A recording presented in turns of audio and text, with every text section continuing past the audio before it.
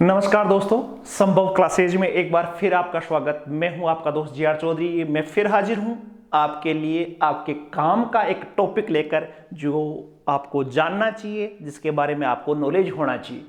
आज का जो टॉपिक है उसका चित्र आपको पीछे देखकर समझ में आ गया होगा कि मैं आज किस टॉपिक को लेकर हाजिर हूं। आज का जो टॉपिक है वो है इंडियन मिलिट्री स्कूल से संबंधित। आज हम पढ़ने वाले हैं इंडियन मिलिट्री स्कूल के बारे में पूरी जानकारी कि आखिर इंडियन मिलिट्री स्कूल है क्या, ये कॉन्सेप्ट कहां से आया, क्या हिस्ट्री है, भारत में कितने इंडियन मिलिट्री स्कूल है, सबकी चर्चा। तो दिल थाम के बैठना है, ध्यान रखना है, एक एक चीज को समझना है और साथ ही चैनल को कर लेना है सब्सक्राइब। तो फटाफट हम बात करेंगे इंडियन मिलिट्री स्कूल की। जो पीछे चित्र दिख रहा है वो अजमेर में जो इंडियन मिलिट्री स्कूल है उससे संबंधित है। 1930 में स्थापना हुई थी उसकी। एक टैंक खड़ा है, लेकिन हम बात करेंगे डिटेल से सभी इंडियन मिलिट्री स्कूलों की। तो इंडियन मिलिट्री स्कूलों का पहले हम बात करें इतिहास की। तो इतिहास की हम चर्चा करें तो पीछे आपको सारे नोट्स आपको मिलेंगे। राष्ट्रीय मिलिट्री स्कूल रक्षा कार्मिकों के बच्चों को देखो शिक्षा देने के लिए इसकी स्थापना हुई थी। जब भारत आजाद नहीं हुआ था उस समय अंग्रेजों के जो सैनिकों के बच्चे थे उनको शिक्षा देने के लिए मिलिट्री स्कूल की स्थापना हुई। किसके कर्मचारियों के? रक्षा कार्मिकों के बच्चों को शिक्षा देने के लिए। और उस समय उन स्कूलों का नाम मोस्ट चीजें हैं king George royal Indian military school पूरा नाम था उस समय जो राजा था ब्रिटेन का उनका नाम था जॉर्ज। किंग का मतलब होता राजा। King George royal Indian military school पहले इसका नाम रखा गया। कब हुई अभी आप समझोगे, पहले स्कूल से आप समझोगे। 1952 में जब भारत आजाद हो गया तो इन स्कूलों को पब्लिक स्कूलों की तर्ज में पुनर्गठन किया गया। भारत आजाद हुआ तो उसके बाद में इनको पुनर्गठित किया गया, चेंजेज किए गए और इनको जो रक्षा कार्मिकों के बच्चों के साथ साथ ही नागरिकों के बच्चों के लिए भी जो, और पहले केवल रक्षा कार्मिकों के बच्चों को इसमें एडमिशन होता था और अब उसके बाद में 1952 में नागरिकों के बच्चों के भी, मतलब सिविलियन के जो बच्चे हैं उनके एडमिशन का प्रावधान भी किया गया 1952 में। ये चेंजेज हुआ। और साथ 1956 में इन स्कूलों को, जो राष्ट्रीय मिलिट्री स्कूल थे, उनको भारतीय पब्लिक स्कूल कॉन्फ्रेंस जिसको बोलते हैं IPSC के सदस्य के रूप में सक्रिय किया गया। और आज भी ये किसके सदस्य है? सवाल पूछा जाए कि मिलिट्री स्कूल जो है वो किससे संबंधित है, तो भारतीय पब्लिक स्कूल कॉन्फ्रेंस के सदस्य होते हैं। कुछ इतिहास देखा, कुछ और देखते हैं। 1966 में जो इन स्कूलें किंग जॉर्ज रॉयल मिलिट्री स्कूलें जो थी उनको 1966 में इन स्कूलों का नाम बदलकर मिलिट्री स्कूल किया गया। तो सवाल ये बनता है कि मिलिट्री स्कूल का नाम मिलिट्री स्कूल कब किया गया? तो इसका उत्तर आएगा 1966 में। 1966 में देखो, आप सबको पता है पहले king George royal Indian military school नाम था। 1966 में इन स्कूलों का नाम कर दिया गया मिलिट्री स्कूल। वो क्योंकि ब्रिटेन का राज नहीं रहा तो राजा का नाम, रॉयल नाम है, वो हटा दिया गया, किंग जॉर्ज रॉयल हटा दिया गया, मिलिट्री स्कूल रख दिया गया।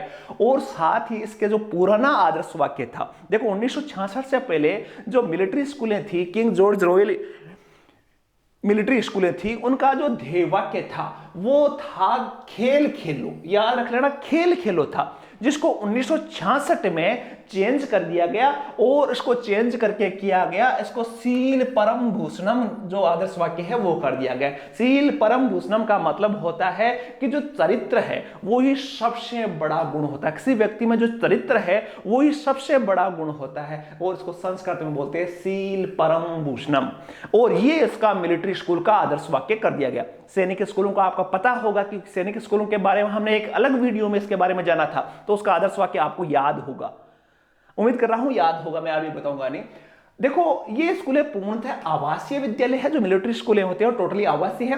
राष्ट्रीय मिलिट्री स्कूलों के कैडेट अपने आप को जियोर्गेन्स बोलते हैं, ऑर्गेनाइज बोलते हैं। और मिलिट्री स्कूलों को ब्रिटिश काल में स्थापित किया गया था। सब में मैंने बताया कि मिलिट्री स्कूलें आज़ादी के पहले स्थापित हो गए थे। वहाँ के जो ब्रिटेन के उच्च अधिकारी होते थे, जो रक्षा सेवा के कार्मिक होते थे, उनके बच्चों को शिक्षा देने के लिए किया गया था। तो ये पहले ही स्थापित हो गए और इन्हें किंग जॉर्ज मिलिट्री स्कूल के रूप में संदर्भित किया जाता था। ये मैं बता चुका हूं कि किंग जॉर्ज के नाम से इनको किंग जॉर्ज मिलिट्री स्कूल के रूप में। राष्ट्रीय मिलिट्री स्कूल चेल, देखो पहला जो भारत में राष्ट्रीय मिलिट्री स्कूल खोला गया था वो एक जगह है चेल, पंजाब में था उस समय, तो वहां खोला गया। और सबसे पुराना ये मिलिट्री स्कूल है king George royal Indian military college के रूप में जाना जाता था। पहले इसका नाम था king George royal Indian military college, school इसको कॉलेज के रूप में जाना जाता। और सबसे नवीनतम जो मिलिट्री स्कूल है वो है धौलपुर राजस्थान में। 25 जून 2007 को स्कूलों को अपने वर्तमान नाम राष्ट्रीय मिलिट्री स्कूल, देखो मिलिट्री स्कूल कब किया गया 1966 में, और राष्ट्रीय मिलिट्री स्कूल जो वर्तमान नाम है इनका वो 25 जून 2007 को, याद रख लेना डेट या नोटबुक में नोट डाउन कर लेना, 25 जून 2007 को इन स्कूलों को राष्ट्रीय मिलिट्री स्कूल का नाम दिया गया और वर्तमान में इनको राष्ट्रीय मिलिट्री स्कूल का। तो 3 नामकरण चेंज हुआ। एक शुरुआत में जब स्थापना हुई तब king George royal military school, फिर उनको किंग जॉर्ज चले गए, भारत छोड़कर भाग गए, तो उस समय उनका नाम मिलिट्री स्कूल कर दिया गया। फिर 2007 में इनको राष्ट्रीय मिलिट्री स्कूल नामकरण दिया गया। देखो आरक्षण, देखो बात करें, मैंने शुरुआत में कहा था कि केवल रक्षा कार्मिकों के बच्चों के लिए था, उसके बाद में नागरिकों के लिए भी प्रावधान कर दिया गया। तो इसका आरक्षण की बात करें तो इन मिलिट्री स्कूलों में 70% जो सीटें हैं वो सेना, नौसेना और वायुसेना के जेसीओ और अन्य रैंक के सेवारत या रिटायर कार्मिकों के बच्चों के लिए। 70% सीटें जो है रक्षा कार्मिकों के बच्चों के लिए होती है, और जेसीओ जैसे अधिकारी जो कमांडिंग ऑफिसर होते हैं, जूनियर कमांडिंग ऑफिसर है, उनके लिए 70%, उनके बच्चों के लिए 70% आरक्षित होती। 30% सीटें हैं सेना, नौसेना, वायुसेना के सेवारत और रिटायर ऑफिसरों और सिविलियंस के बच्चों के लिए होती है। 30% जो सीटें हैं जो ये जेसीओ और इनके अलावा जो है इस रैंक के अधिकारी होते हैं, उनके अलावा 30% सीटें नागरिकों के लिए, थल सेना, वायुसेना और इनके जो सामान्य कार्मिक होते हैं, ये तो बड़े अधिकारी हो गए। देखो इसमें जो 70% सीटें होती है वो अधिकारियों के लिए होती है, और 30% सीटें सिविलियन और सामान्य पोस्ट के अधिकारियों के लिए होती है। अब देखो ओबीसी और नॉन, जो बात करें एससी एसटी के आरक्षण की, तो ओबीसी के नॉन क्रीमिलियर कैटेगरी के लिए 27% आरक्षण, जैसा सामान्य सर्विसों में होता है। ओबीसी का कितना परसेंट आरक्षण होता है 27%, तो वो इसमें भी है। एससी एसटी के लिए 7.5%, एससी के लिए 15% आरक्षण है, और साथ ही 50 सीटें जो होती है, 50 सीटें जो युद्ध में वीर गति को प्राप्त हुई है उनके बच्चों के लिए आरक्षित होती है। 70% बड़े अधिकारियों के लिए जो जेसीओ रैंक के होते हैं उनके लिए, 30% सामान्य कार्मिकों के लिए प्लस सिविलियन के, और उसमें भी रिजर्वेशन होता है 27% ओबीसी के लिए, 15% एससी के लिए, 7.5% एसटी के लिए, और 50 सीटें जो युद्ध में मारे गए सैन्य कार्मिक है उनके बच्चों के लिए आरक्षित होती है। ये तो वह इसका रिजर्वेशन। अब मैं आपको बता दूं कि जो मिलिट्री स्कूलों में एडमिशन है वो सेम प्रोसेस है सैनिक स्कूलों की तरह। सैनिक स्कूलें जैसे होती है वैसे ही मिलिट्री स्कूलों में क्लास 6 में और क्लास 9 में एडमिशन होता है। तो आपको पढ़ना है उनके बारे में तो आप सैनिक स्कूलों का वीडियो देख लेना, उसका डिस्क्रिप्शन में मैं लिंक डाल दूंगा। आरक्षण की बात हुई, देखो भारत में सबसे मोस्ट यहां से सवाल बनते हैं, अब आप समझने वाले हो कि भारत में कुल मिलाकर अभी वर्तमान में 5 राष्ट्रीय मिलिट्री स्कूल है, इनकी हम चर्चा करेंगे। पहला जो मिलिट्री स्कूल, देखो 5 का नाम है, राष्ट्रीय मिलिट्री स्कूल अजमेर में है, राष्ट्रीय मिलिट्री स्कूल बेंगलुरु में है, राष्ट्रीय मिलिट्री स्कूल बेलगाम में है, राष्ट्रीय मिलिट्री स्कूल चेल में है जो वर्तमान है हिमाचल प्रदेश में, और राष्ट्रीय मिलिट्री स्कूल धौलपुर में। तो 5 मिलिट्री स्कूल है, एक एक की हम चर्चा हम करेंगे। देखो एक विद्यालय का नाम फोटो मैंने दिखाई है, राष्ट्रीय मिलिट्री स्कूल चेल।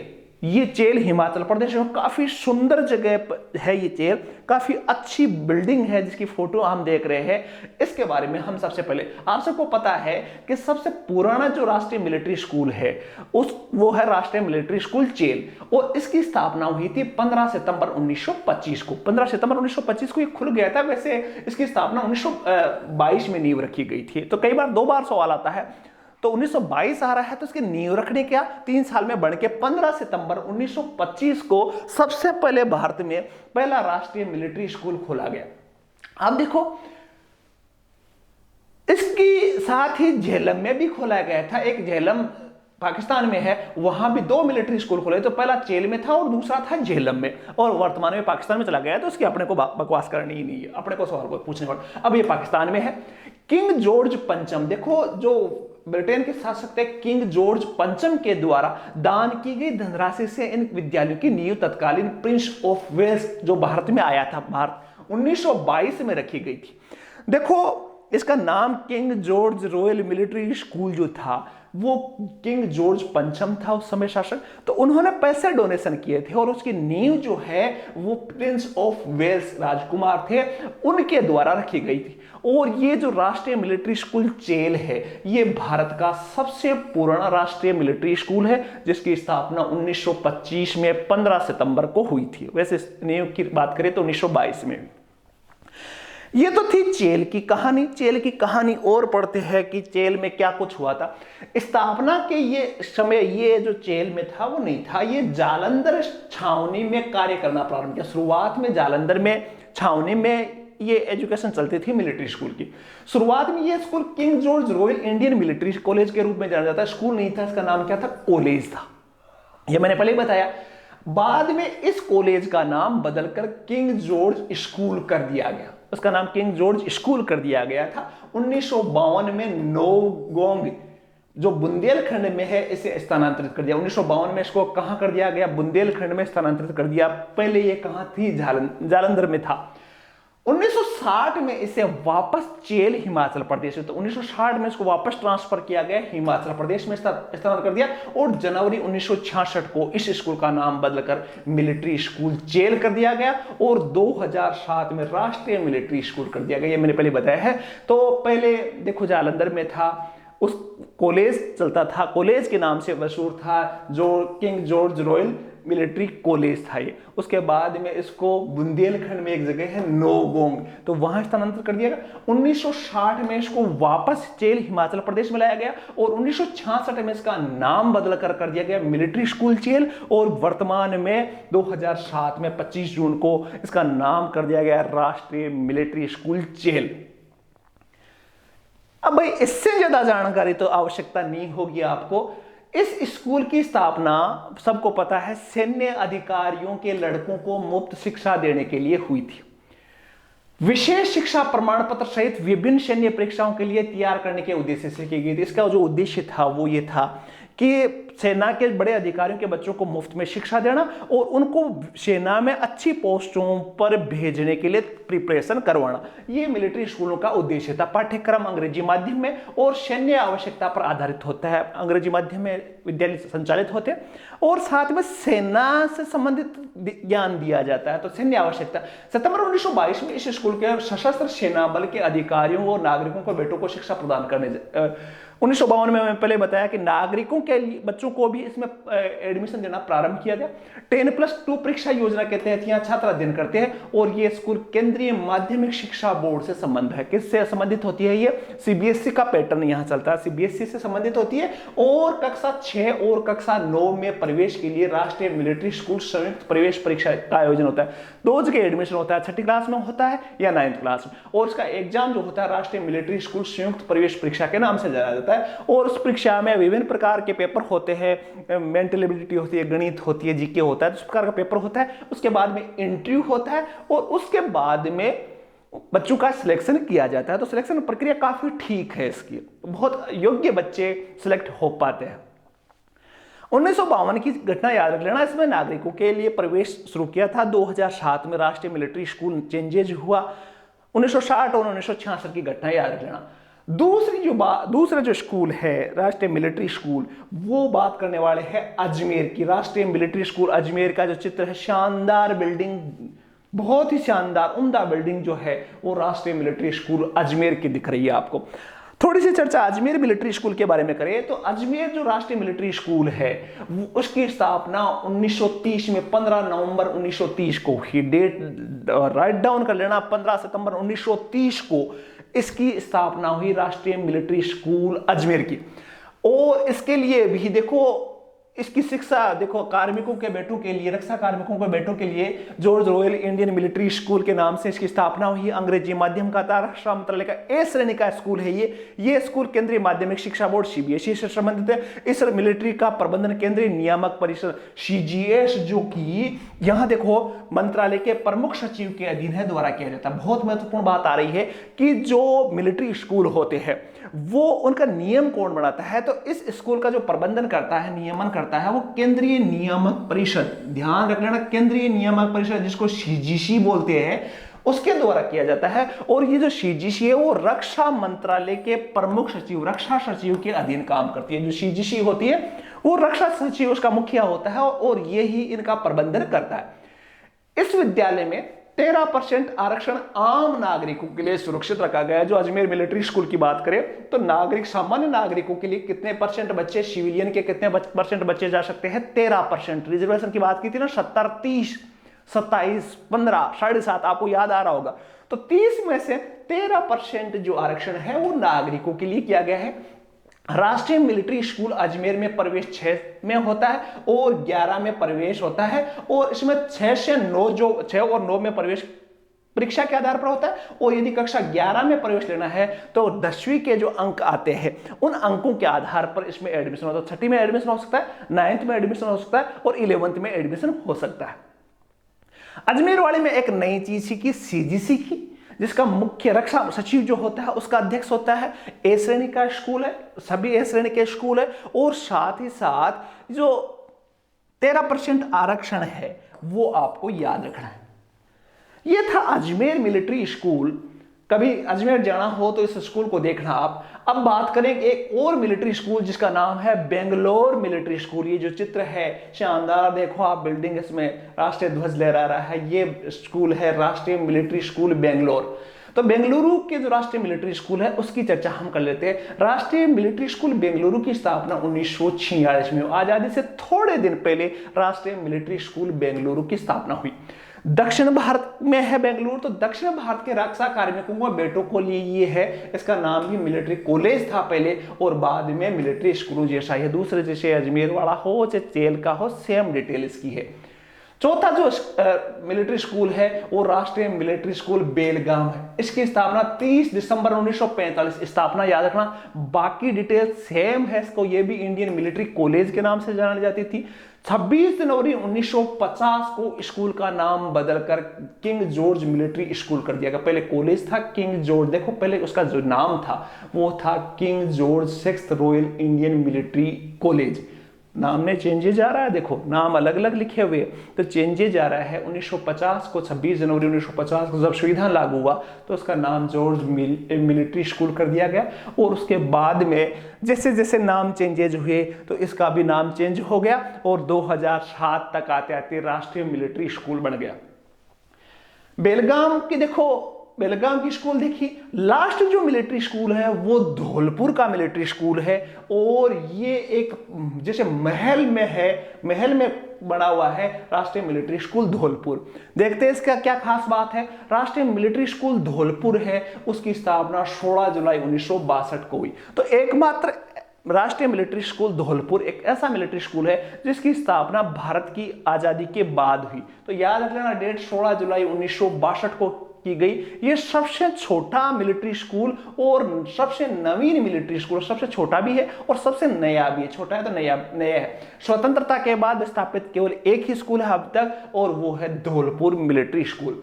ये स्कूल धौलपुर के बाड़ी नेशनल हाईवे पर स्थित है, और तत्कालीन महाराजा उदय भान सिंह द्वारा एक महल दान किया गया था। उदय भान सिंह जो धौलपुर के शासक थे, उनका एक छोटा सा महल था, उस महल को दिया गया किसके लिए, मिलिट्री स्कूल के लिए, और उसी में ये मिलिट्री स्कूल चल रही है। देखो महल जैसा ही है ये, और इसी में ये स्कूल राष्ट्रीय मिलिट्री स्कूल धौलपुर चलता है। स्कूल रक्षा मंत्रालय भारत सरकार के तत्वाधान में चलता है। तो कई बार सवाल पूछा जाता है कि किसके अधीन होता है, तो रक्षा मंत्रालय के अधीन होता है।